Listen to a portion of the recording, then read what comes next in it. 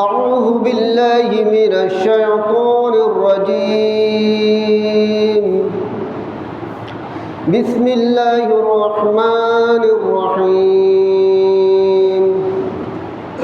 إنا أنزلناه في ليلة القدر صدق الله العظيم وصدق رسوله النبي الحبيب الكريم ونحن على ذلك من الشاهدين والشاكرين مولاي صل وسلم دائما أبدا على حبيبك رسولك خير خلق كلهم উপস্থিত আশিক রসুল গোলামানে রসুল সম্মানিত ইমানদার মুসলিম কিরাম মুহিব্বান রসুল রহমানি ওয়া রাহমাতুল্লাহ তাআলা আসসালামু আলাইকুম ওয়া রাহমাতুল্লাহি ওয়া বারাকাতুহু। আল্লাহ পাক রব্বুল আলামিনের দরবারে শুকরিয়া আদায় করছি যে আল্লাহ পাক রব্বুল আলামিন আমাদেরকে হায়াত দিয়ে সুস্থ রেখে ভালো রেখে আজকে জুমার দিন মসজিদের মধ্যে আসার তৌফিক দান করেছেন। এর শুকরার্থে মহান আল্লাহ পাক রব্বুল আলামিনের দরবারে উচ্চ আওয়াজে বলুন আলহামদুলিল্লাহ। এমন সাথে সাথে অসংখ্য অপরিসীম বেশুমার দরুদ সালাম জানাচ্ছি আখির জামানার নবী কামলি ওয়ালা নবী হুজুর আকরাম সাল্লাল্লাহু আলাইহি ওয়াসাল্লামের নূরানি কদম শরীফে অসংখ্য দরুদ সালাম জানাচ্ছি আলহামদুলিল্লাহ। বরকাতান সূরাতুল কদর শরীফ হতে শুরু দিয়ে আয়াতে কারিমা তেলাওয়াত করেছি। বরকাতান তেলাওয়াত করেছি, আসলে এর যে অর্থ বলব আলোচনা করবো এই যোগ্যতাও আমার নেই। প্রিয় আশিক রাসূল সাল্লাল্লাহু আলাইহি ওয়াসাল্লাম আমাদের মনে রাখতে হবে আল্লাহ পাক রব্বুল আলামিন আল্লাহ প্রিয় হাবিব সাল্লাল্লাহু আলাইহি ওয়াসাল্লাম এর উম্মতের জন্য স্পেশাল কিছু গুরুত্বপূর্ণ রাত দান করেছেন আমার রসুলকে, যাতে ওই রাতে উম্মত ইবাদত বন্দেগী করে আল্লাহর দরবারে তওবা করে নিজের গুনাহ আল্লাহর কাছে ক্ষমা চাই। এরকম একটা রাত হতে লাইলাতুল কদর রাত একটি বড় করে বলি সুবহানাল্লাহ। যেটার সামনে আসতেছে ইনশাআল্লাহ আলোচনা হবে। প্রিয় আশিক রাসূল সাল্লাল্লাহু আলাইহি ওয়াসাল্লাম এই সুবাদে বিশেষ করে আজকে 20 রমজান, আজকে 20 রমজান, যে রমজান শরীফ আমাদের কাছ থেকে বিদায় নিয়েছে, চলে গিয়েছে। জানি না আমরা এই রমজান শরীফকে কতটুকু তাজিম দিতে পেরেছি, সম্মান করতে পেরেছি। আল্লাহ পাক রব্বুল আলামিন যেভাবে রোজা রাখতে বলেছেন সেভাবে তো রাখা সম্ভব না। তো এই সুবাদে যা অতিবাহিত হয়েছে আল্লাহ পাক রব্বুল আলামিন আমাদের সকলের রোজা আল্লাহ কবুল করুন, সকলে বলুন আমিন। আজকে 20 রমজান, এই সুবাদে এই 20 রমজানের মধ্যে আরেকটি নিয়ামত মুমিন মুসলমানদের সামনে এসে উপস্থিত হয়েছে, যে নিয়ামত হচ্ছে ইতিকাফ, যেটা মসজিদের মধ্যে ইতিকাফ নেই। এটা খুব গুরুত্বপূর্ণ। আমি নিয়ামত কেন বলেছিলাম? আল্লাহ রাব্বুল আলামিন আখির জামানার নবী মুহাম্মদ রাসূলুল্লাহ সাল্লাল্লাহু আলাইহি ওয়াসাল্লামকে এর উম্মতকে সব কিছু নিয়ামত দিয়েছেন। আপনি যেদিকে তাকাবেন সেদিকে নিয়ামত। মা বাবা আমাদের জন্য নিয়ামত, খেদমত করলে জান্নাত না? চিন্তা করুন। আমরা যে কর্ম করছি ওই কর্ম এটাও হালালভাবে করতে পারলে সেখানেও সওয়াব আমাদের জন্য নিয়ামত। সুবহানাল্লাহ। এবং যে ইতিকাফ নিয়ামত বলেছি যারা ভাগ্যবান মুরব্বীরা, ইতিকাফ শুধু মুরব্বী নেবে এটা না। আমরা মনে করি শুধু ইতিকাফ মুরব্বীরা নেবে। যারা ইয়ং জেনারেশন, যুবক, তারা নেওয়ার প্রয়োজন নাই। আমাদের ধারণা এরকম, এটা বাস্তব। শুনুন, ইতিকাফ আমি কেন নিয়ামত বলেছি? যে ইতিকাফে আপনি যখন মসজিদের মধ্যে ইতিকাফের নিয়তে প্রবেশ করেছেন, ঢুকেছেন, একদিকে মসজিদের মধ্যে বসলেন, সেটাও সওয়াব।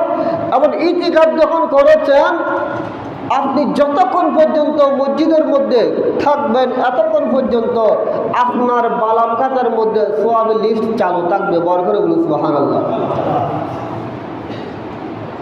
প্যারা হাজরিন, ইতিকাফ শুধু মুরব্বীরা নিবে তাই না। এই ইতিকাফ যুবক ভাইরাও নিতে পারবেন। ইতিকাফ নিলে সওয়াব, কারণ রাসূল আকরাম সাল্লাল্লাহু আলাইহি ওয়াসাল্লাম হাদিসে পাকের মধ্যে ইতিকাফ সম্পর্কে অসংখ্য হাদিস শরীফ আছে। আল্লাহর প্রিয় হাবিব সাল্লাল্লাহু আলাইহি ওয়াসাল্লাম আয়েশা সিদ্দিকা রাদিয়াল্লাহু তাআলা আনহা বর্ণনা করেছেন, আল্লাহর প্রিয় হাবিব সাল্লাল্লাহু আলাইহি ওয়াসাল্লাম রমজানের শেষ 10 দিন, আজকে 20 রমজান না, এই 30টা রমজানের শেষ 10 দিন আল্লাহর প্রিয় হাবিব সাল্লাল্লাহু আলাইহি ওয়াসাল্লাম ইতিকাফ করতেন। বড় করে বলুন সুবহানাল্লাহ। আর একটু আওয়াজ দিয়ে বলুন সুবহানাল্লাহ। এই ইতিকাফকারী আল্লাহ রাব্বুল আলামিন সওয়াব দান করবেন। কীরকম? কিতাবের মধ্যে আছে, ইতিকাফকারীর 2টি হজ, 2টা উমরার সওয়াব আল্লাহ দান করবেন। বড় করে বলুন সুবহানাল্লাহ।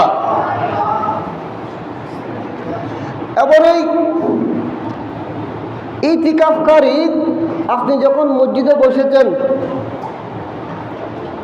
গুনাহ করার আর সুযোগ আছে? সুযোগ নেই, কোনো সুযোগ নেই। তো আপনি সব সময় নেক আমলের মধ্যে জড়িত। রাসূল আকরাম সাল্লাল্লাহু আলাইহি ওয়াসাল্লাম ইরশাদ করেছেন, এমন পরিমাণ সওয়াব নেকি অর্জন করবে যাতে প্রত্যেকটি নেকি আমল সে সম্পূর্ণ করেছে। সুবহানাল্লাহ। এরকম নিয়ামত প্যারা হাজরিন। ইতিকাফকারী যারা মসজিদের মধ্যে ইতিকাফ নেই, অনেক সময় দেখা যায় বেহুদা কথাবার্তা বলে, অপ্রয়োজনীয়। দেখুন, দুনিয়াবি কোনো কথাবার্তা ইতিকাফকারী বলা নিষেধ। এমনিও তো মসজিদের মধ্যে দুনিয়াবি কোনো আলাপ আলোচনা বলা যাবে না। যাবে? এই জন্য মসজিদের মধ্যে আসার সাথে সাথে আদব সহকারে বসতে হবে। সুন্দর, আমি মসজিদের মধ্যে এসেছি, বসার আদব, আমি কিভাবে বসবো, এগুলোও খেয়াল রাখতে হবে আমাদেরকে। এবং দুনিয়াবি কোনো কথা মসজিদের মধ্যে চলবে না। তো আপনি যখন ইতিকাফ নিয়েছেন, তো আপনাকে তো বসে থাকাও যাবে না। আপনাকে কি কাজ করবো আমরা? ইতিকাফকারী কোরআনুল কারীম তেলাওয়াত করবেন, বসে বসে দুরূদ শরীফ পড়বেন, জিকির করবেন। এমনও আছে, আমরা যখন মারা যাই, তো আমাদের যারা বংশধর যারা রেখে যাচ্ছি, তারা কি করে? বাবার তালিল আদায় করে না তালিল, আমলনামা ভারী করার জন্য। তো ইতিকাফকারীর একটা বড় সুযোগ, অন্ততপক্ষে নিজের তাহলিল নিজেই মসজিদের মধ্যে বসে বসে আদায় করার সুবর্ণ সুযোগ। ঠিক কিনা বলুন? সুবর্ণ সুযোগ। পেয়ারা আশিক রাসূল সাল্লাল্লাহু আলাইহি ওয়াসাল্লাম। আসুন, এমন ইতিকাফকারী, এগুলো মনে রাখা প্রয়োজন। আমরা অনেক সময় দেখা যায় মসজিদের বাইরে চলে যাই, এখানে আর ভালো লাগে না, গম লাগে না, বসে থাকতে থাকতে কতক্ষণ বসে থাকবো, এবার একটু বাইরে মাঠ থেকে একটু হেঁটে আসি, না এটা চলবে না, এটা চলবে না। বাইরে জানাজা হচ্ছে, একটা রোগী অসুস্থ হয়েছে, জানাজা হচ্ছে, আপনি মসজিদ থেকে সেখানে উপস্থিত হতে পারবেন না। সেখানে যদি উপস্থিত হয়ে হন, আপনার ইতিকাফ ভেঙে যাবে। এমন নিয়ামত। এখন ইতিকাফকারী মসজিদ থেকে কখন বের হতে পারবে, এগুলি পয়েন্ট টু পয়েন্ট মনে রাখতে হবে আমাদেরকে। যেটাকে বলা হয় শারীরিক একটা হাজত আছে। কি হাজত? প্রস্রাব আছে, বাথরুম আছে, আচারে নেই, হ্যাঁ, এই হাজতে আপনি যেতে পারবেন। অজু করতে হচ্ছে, অজুর ব্যবস্থা মসজিদের পাশে আছে, এটা আলহামদুলিল্লাহ। আপনি এই হাজতে যেতে পারবেন এবং কারোর সাথেও কথা বলার প্রয়োজন নেই। আপনি এই হাজত গোড়া ছেড়ে আবার সুন্দর করে মসজিদের মধ্যে চলে আসবেন। সুবহানাল্লাহ। এইটা হচ্ছে যে নিয়ম। এটা হচ্ছে তো পুরুষের মসজিদের মধ্যে। হ্যাঁ, একটা মাসালা মনে রাখা প্রয়োজন, কারণ অনেক সময় খেয়াল থাকে না। পুরো যুবক মসজিদের মধ্যে ইতিকাফ নিয়েছে, কারণ পুরুষ হিসাবে বালেক হিসাবে স্বাভাবিক স্বপ্নদোষ হয়। স্বপ্নদোষ এটা অস্বাভাবিক না, আপনারা কিছু মাইন্ড করবেন না, যেটা শরীয়তের মাসালাগুলো বলে দিতে হচ্ছে। যেটাকে বলা হয় নাইট প্রেশার, স্বপ্নদোষ হয়। হয়তো আমরা অনেকে মনে করি এরকম স্বপ্নদোষ ইতিকাফ ভেঙে যাবে, না, ইতিকাফ এটা ভাঙবে না, এটা মনে রাখতে হবে। এটা আমাদের কি রাখতে হবে, মনে রাখতে হবে।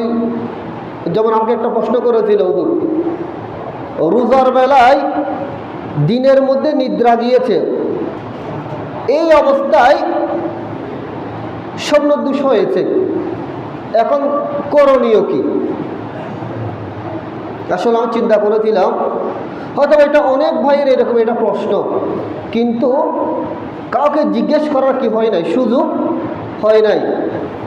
এরপর আমি চিন্তা করলাম, কিতাব দেখলাম, দেখার আসলে পেয়েছি ইতিকাফ আপনার রোজা অবস্থায় যদি দিনের বেলায় কারো যদি এহতালাম হয়, যেটাকে নাইট প্রেশার স্বপ্নদোষ বলা হয়, সেটা রোজা ভাঙবে না। সুবহানাল্লাহ। অত্যন্ত গুরুত্বপূর্ণ বিষয়। যাক পেয়ারা হাজরিন, এখন এটা তো পুরুষের ইতিকাফ। আর একটা ইতিকাফ আছে মহিলারাও ঘরের মধ্যে ইতিকাফ নিতে পারবে। সুবহানাল্লাহ বলে। এখন কোথায় নেবে মহিলারা? আমরা লক্ষ লক্ষ টাকা ব্যয় করে ঘর নির্মাণ করি, এটা কিচেন রুম, এটা গেস্ট রুম, এটা বেডরুম, এটা চা খাওয়ার রুম, ভাত খাওয়ার রুম, মেহমান অতিথির রুম, সামনে এটা বারান্দা করেছি, পিছনে আর একটু বাড়াবো, একজন মেহমান গিয়েছে, বন্ধু গিয়েছে, তাকে দেখাচ্ছে এই যে আমার বিল্ডিং দেখাচ্ছে, সুন্দর দেখার মতো। তো ওই বিল্ডিং এর মধ্যে, ঘরের মধ্যে আর একটা ঘর করতে হবে, যেটার নাম মসজিদে বাইত। আপনি কি সেটা করেছেন? মসজিদে বাইত কি জানা প্রয়োজন আপনারা, অথবা এগুলা ভিডিও করা হচ্ছে, নেটের মধ্যে দেওয়া হবে আল্লাহ রহমত হলে। অথবা এখান থেকে একজন ব্যক্তি যদি শুনে আমলটা যদি করে, এর সওয়াব আমি গুনাহগার হবো। আলহামদুলিল্লাহ বলেন। আমি এই কারণে বলে দিচ্ছি, ঘরের মধ্যে যাদেরকে আল্লাহ তৌফিক দিয়েছেন, অর্থ দিয়েছেন, ভবিষ্যতে অর্থ দেবে, ঘরের মধ্যে একটা রুম করবেন মসজিদে বাইত, অর্থাৎ সেখানে নামাজ পড়ার স্থান। সুবহানাল্লাহ। কি পড়ার স্থান? নামাজ পড়ার স্থান। কারণ সব জায়গায় তো নামাজ পড়া যায় না, ফাঁক না ফাঁক অপবিত্রতাকে। একটা স্পেশাল রুম করবেন যাতে সেখানে আপনি নামাজ আদায় করতে পারেন। সুতরাং মহিলারা, মা বোনরা সেখানে নামাজ আদায় করবে। কেউ যদি ইতিকাফ নিতে চায়, কোনো মা বোন ওইখানে ওই ঘরের মধ্যে ইতিকাফ নিতে পারবে। বার করে বলুন সুবহানাল্লাহ। এটা খুব জরুরি, এটা মনে রাখবেন। সালাতুন ইয়া রাসূলুল্লাহ আলাইকুম সালামুন ইয়া لذب باب المصطفى خير الوراء ملجأ ہے مفروب مفتاح العدى الله صلاة يا سلام يا এই ঘরের মধ্যে কি নেবে? ইতিকাফ নেবে। এবং পুরুষ নফল নামাজ ঘরের মধ্যে পড়া উত্তম। তাহাজ্জুদ নামাজ, সালাতুত তাসবিহ নামাজ, সালাতুল আওয়াবিন নামাজ, এগুলা যদি সুযোগ হয় ঘরের মধ্যে পড়বেন। এবং মহিলারা ওই মসজিদে বাইরে যেখানে ইতিকাফ নেবে তারা ভাগ্যবান। শুধু দাদা দাদিরা নেবে তাই না ইতিকাফ, নাতিরাও নিতে পারবে, এটা মনে রাখতে হবে। আমরা মনে করি শুধু দাদি এতেকাফ নিল, দাদি বয়স হয়ে গেছে, বৃদ্ধ হয়ে গেছে, কোনো কাজ কাম নাই, শুধু দাদি নেবে যে আমাদের কোনো কাজ নাই, এইটা না, আপনারাও নিতে পারবেন। কারণ ইবাদত বন্দেগী করতে হবে যুবক থাকতে, ঠিক কিনা বলুন?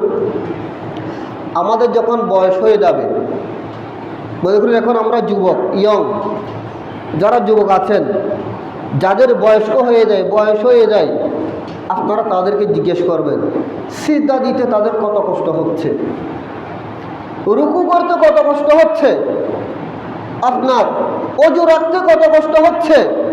এমনও আছে অজু করেছেন 5 মিনিট পর অজু ভেঙে গিয়েছে, আবার অজু করার জন্য ছুটতে হচ্ছে, ঠিক কিনা বলুন?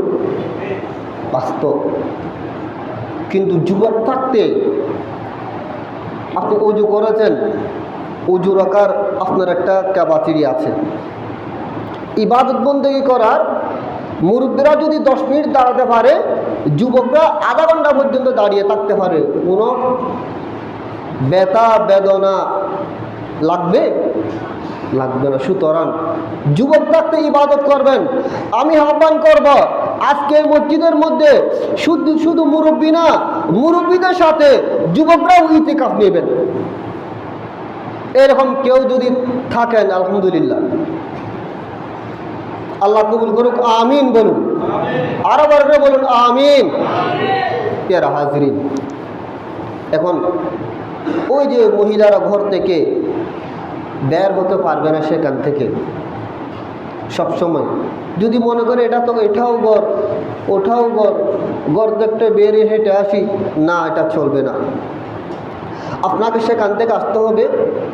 ঠিক আপনার শারীরিক এগুলোর কারণে আপনি সেখান থেকে আসবেন, ওযু কালাম করে শারীরিক যেটা সমস্যা এটা আবার আপনি মসজিদে বাইতের মধ্যে ইতিকাফ নেবেন।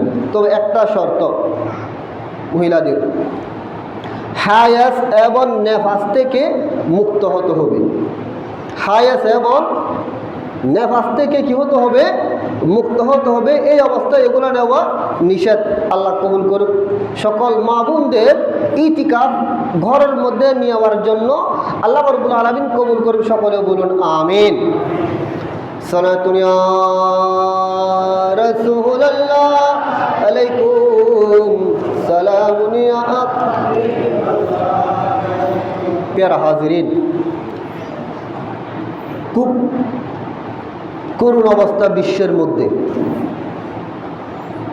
একটু চিন্তা করুন, আমরা মুসলমান, আমি আসার সময় খুব চিন্তিত, মাথার মধ্যে চিন্তা ঘুরপাক খাচ্ছে। আজকে গভীরভাবে চিন্তা করলে রমজানুল মুবারকের মধ্যে, যে মাসের মধ্যে সাহাবায়ে কেরাম যুদ্ধ করেছিলেন, নিজের জান মাল কুরবান করে দিয়েছে, কুরবান করে ইসলামকে সারা পৃথিবীর মধ্যে ছড়িয়ে দিয়েছেন। সুবহানাল্লাহ। বদর যুদ্ধের মধ্যে বলতে হচ্ছে, বদর যুদ্ধের মধ্যে হযরতে উকাশা রাদিয়াল্লাহু তাআলা আনহু, আল্লাহর প্রিয় হাবিব সাল্লাল্লাহু আলাইহি ওয়াসাল্লামের একজন সাহাবা, উকাশা রাদিয়াল্লাহু তাআলা আনহু, যিনি যুদ্ধ করতে করতে তার তলোয়ার ভেঙে গিয়েছে, আর যুদ্ধ করতে পারছে না। এখন তো যুদ্ধ তো করতে হবে, কারণ হাতিয়ার না থাকলে কাফিরদের সাথে মোকাবেলা করা যাবে না, ঠিক না? সে যুদ্ধের ময়দান থেকে ছুটে আমার দয়াল নবীর কাছে চলে এসেছেন। সুবহানাল্লাহ বলেন, ইয়া রাসূলুল্লাহ, আমার তো তলোয়ার নেই, আমি কি দিয়ে যুদ্ধ করব? আমি তো এখানে বসে থাকবো না, আমাকে কাফেরদের সাথে যুদ্ধ করতে হবে, ইসলামের জন্য যুদ্ধ করতে হবে। তখন আমার প্রিয় মুস্তাফা সাল্লাল্লাহু আলাইহি ওয়াসাল্লাম হযরতে উকাশা রাদিয়াল্লাহু তাআলা আনহুকে একটা খেজুর গাছের ঢাল দিয়েছেন। হে উকাশা, তুমি এই খেজুর গাছের ঢাল নিয়ে তুমি যুদ্ধের ময়দানে যাও। যখন হযরতে উকাশা রাদিয়াল্লাহু তাআলা আনহু এই ঢাল নিয়ে যখন যুদ্ধের ময়দানের মধ্যে গিয়েছেন, সেটা আর খেজুর গাছের ঢাল তাকে নাই, এটা তলোয়ারে পরিণত হয়ে গিয়েছে, তলোয়ার হয়ে গিয়েছে। প্রিয় আশিক রাসূল সাল্লাল্লাহু আলাইহি ওয়াসাল্লাম এইরকম জান কুরবান করে দিয়েছেন। একজন সাহাবা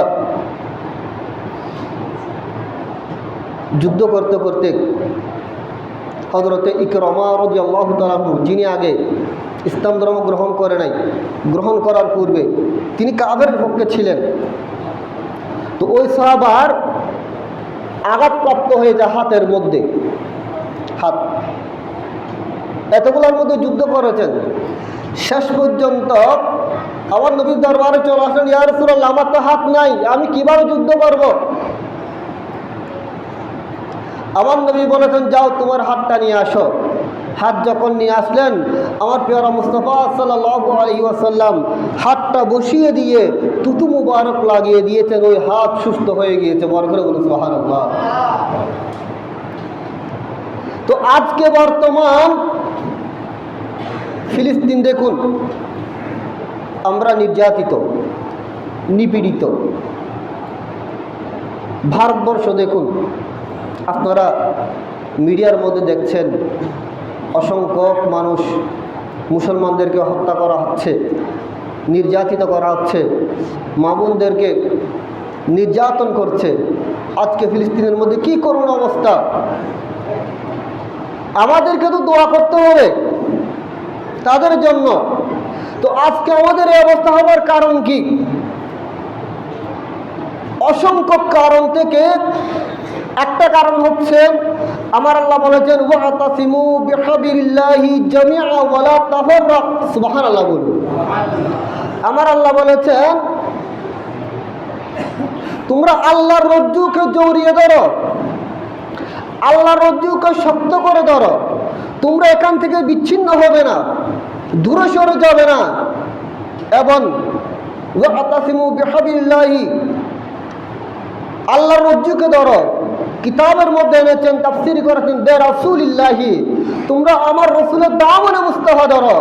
আমার রাসূলের দামনে মুস্তাফা ধরলে পৃথিবীর কারো শক্তি নাই মুসলমানদেরকে পরাজিত করার। বড় করে বলুন সুবহানাল্লাহ। কারণ বদর যুদ্ধ হয়েছিল, সাহাবায়ে কিরাম কয়জন ছিলেন? 313 জন মাত্র।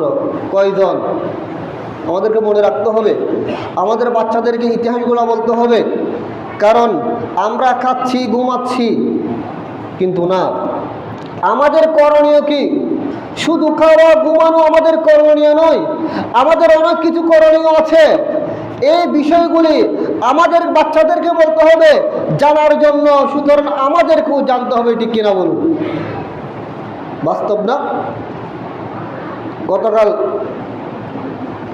যুদ্ধ করেছিল 313 জন, কাফেররা 1000-এর অধিক। এতগুলো কাফেরের সাথে অল্প সংখ্যক সাহাবায়ে কেরাম রাদিয়াল্লাহু তাআলা আনহুম জয় করেছেন। কারণ কি? তাদের হৃদয়ের মধ্যে ঈমানি চেতনা ছিল। বড় করে বলুন সুবহানাল্লাহ।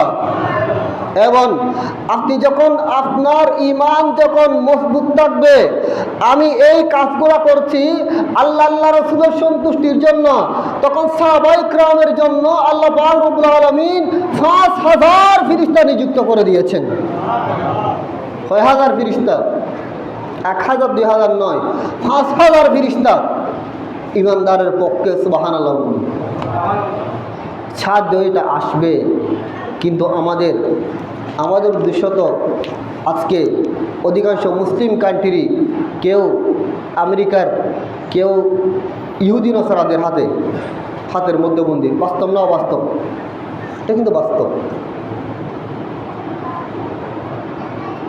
এটা বাস্তব। প্যারা হাজিরিন, একটা ভিডিও দেখেছিলাম, বলতে হচ্ছে এই আসার সময় আমার মাথায় এটা ঘুরপাক খাচ্ছে, যে